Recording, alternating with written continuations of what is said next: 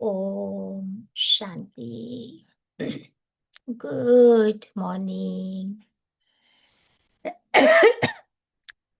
आज बाबा हम बच्चों को बहुत अच्छा टाइटल दे रहे हैं। आज बाबा कह रहे हैं कि तुम मेरे बच्चे राज ऋषि हो। हम्म, सन्यासी और ऋषि में फर्क होता है। सन्यासी जो ऑरेंज कपड़े पहनते हैं, राज ऋषि जो होते हैं वो सफेद कपड़े में हमेशा दिखाई गए हैं। सन्यासियों के बाल नहीं होते हैं, बाउल हेडेड होते हैं, जबकि राज ऋषि के लंबे लंबे बाल होते हैं। सन्यासी निवृत्ति मार्ग वाले होते हैं, जबकि ऋषि प्रवृत्ति मार्ग वाले होते हैं। सन्यासी जंगलों में रहते हैं, जबकि ऋषि जो होते हैं वो आश्रम में रहते हैं। नहीं, उनके आश्रम में आपने सुना होगा, बताया है कि श्री कृष्ण राम ने भी आश्रम में रह करके अपनी स्टडी की, राजाई की नॉलेज प्राप्त की, शस्त्रों को चलाना सीखा, आश्रम में रह करके सीखा। तो बाबा कहते हैं कि सन्यासी और ऋषि में बहुत फर्क होता है। तो बाबा हम बच्चों को टाइटल देते हैं राज ऋषि। इस दुनिया में आप देखो, ऋषि कभी राजा नहीं बन सकता, राजा कभी ऋषि नहीं बन सकता। तो यहाँ पर एक परफेक्ट बैलेंस है। राजा की तरह एक रॉयल्टी भी है, संस्कारों की रॉयल्टी, साथ ही साथ ऋषि की तरह एक वैराग्य वृत्ति भी है। दोनों का बैलेंस है। ऋषि का मतलब क्या होता है? तो बाबा कहते ऋषि माना दृष्टा, देखने वाला। ऋषि हमेशा अपनी तीसरे नेत्र से उनके जीवन में आने वाले हर सीन को वो देखता है। और इस दुनिया में आप देखो, 3 प्रकार के ऋषि हो गए। एक ऐसे ऋषि जिनको हम कहते हैं ब्रह्म ऋषि, अर्थात इन्होंने बहुत गहरी तपस्या करके बहुत सारी अच्छी क्वालिटीज अपने जीवन में इन्होंने धारण की थी, भगवान से अनेक प्रकार के वरदानों की प्राप्ति की थी। और ऐसे ब्रह्म ऋषि में यादगार है वशिष्ठ ऋषि, जो राम को पढ़ाने वाले, विद्या सिखाने वाले वशिष्ठ ऋषि, विश्वामित्र ऋषि। ऐसे कई महान ऋषियों का गायन है कि जिन्होंने अपनी योग तपस्या से अपने जीवन में श्रेष्ठ पद ब्रह्म ऋषि बन करके दिखाया। फिर दूसरे प्रकार के ऋषि होते हैं जिसको हम कहते हैं राज ऋषि। राज ऋषि में बाबा किसका नाम बताते हैं? तो राज ऋषि में बाबा जनक का नाम बताते हैं, कि जो राज्य चलाते थे, सब कुछ करते थे, सब कुछ करते हुए जीवन उनका ऋषि का था। किसी ने पूछा था जनक राजा को कि आप इतने बड़े महलों में रह रहे हो, इतने सारे भौतिक साधनों को यूज कर रहे हो, फिर भी आप ऋषि कैसे हो? तो जनक राजा ने बहुत अच्छा जवाब दिया। उसने कहा कि मैं इन महलों में रह रहा हूं, लेकिन महल मेरे दिमाग में नहीं रह रहे हैं। मैं साधनों को यूज कर रहा हूं, साधन मुझे नहीं यूज कर रहे हैं। तो यही सीक्रेट है कि सब कुछ करते हुए, सब कुछ संभालते हुए भी मैं विदेही हूं, न्यारा प्यारा हूं। तो ऐसे होते हैं राज ऋषि। तीसरा होता है देव ऋषि। देव ऋषि किसको कहते हैं? हम्म, तो आप सबको पता है, बाबा कई बार बताते हैं ना मुरली में, देव ऋषि वो नारद का नाम है। जिसको वरदान मिला हुआ था, वो किसी भी लोक में बड़ी आसानी से भ्रमण कर सकते थे।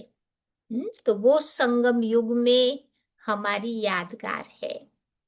चाहे स्थूल वतन है, चाहे सूक्ष्म वतन है, चाहे परम धाम है। कोई भी धाम में हम बाबा के बच्चे आसानी से ट्रैवल करके कई आत्माओं को हम अपनी ज्ञान योग की शक्ति से मदद करते हैं। तो ये हमारी यादगार लिखी हुई है। तो बाबा कहते ये जो राज ऋषि की स्टेज है, ये ब्रह्मा बाबा के अंतिम अवस्था का यादगार है। जब बाबा ने शरीर छोड़ा, उसके 6 महीने पहले कोई भी व्यक्ति बाबा के पास जाता था, बाबा के पास आते ही वो देह अभिमानी बन जाता था, क्योंकि वो बाबा की तपस्या का फल था। और बाबा के जीवन में एक परफेक्ट बैलेंस था, सब प्रकार का बैलेंस। जैसे तराजू में बताते ना, दो ऑपोजिट क्वालिटी का बैलेंस। बाबा लविंग भी थे, फिर भी बाबा बहुत डिटैच भी रहते थे, न्यारा प्यारा। लाइट भी रहो, बल्कि अनशेकेबल, अचल अडोल भी रहो। अथॉरिटी भी हमारे लाइफ में हो, साथ ही साथ ह्यूमिलिटी भी हो, गंभीरता भी जीवन में हो, साथ ही साथ रमणीकता भी हो। तो दो ऑपोजिट क्वालिटी का बैलेंस, परफेक्ट बैलेंस। तो ये ब्रह्मा बाबा के अंतिम अवस्था का यादगार है। तो ऐसा राज ऋषि बनने के लिए हमें क्या पुरुषार्थ करना चाहिए?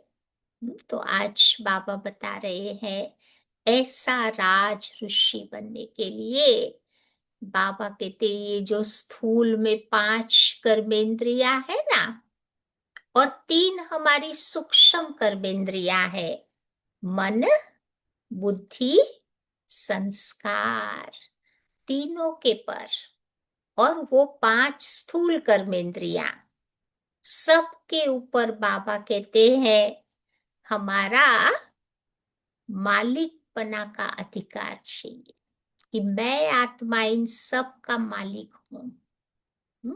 ऐसा स्वराज्य अधिकारी राज ऋषि बन सकता है। बाबा कहते राज ऋषि बनने के लिए पुरुषार्थ करना पड़ेगा, सब प्रकार की इच्छाओं से उपराम होने का। इच्छा मात्रम अविद्या।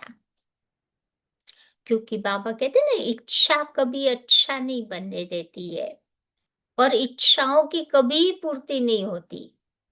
एक दो इच्छाएं पूरी हुई, फिर 3 4 और घड़ी है। It's a never ending story. तो इसीलिए बाबा कहते हैं कि सब प्रकार की इच्छाओं की अविद्या हो जावे, तब जा करके राज ऋषि बन पाएंगे। सब कुछ प्राप्ति बाबा से हमें हो, ग्रीड नहीं हो कोई चीज का। कई बार नीड होती है, जरूरत होती है, वो अलग बात है।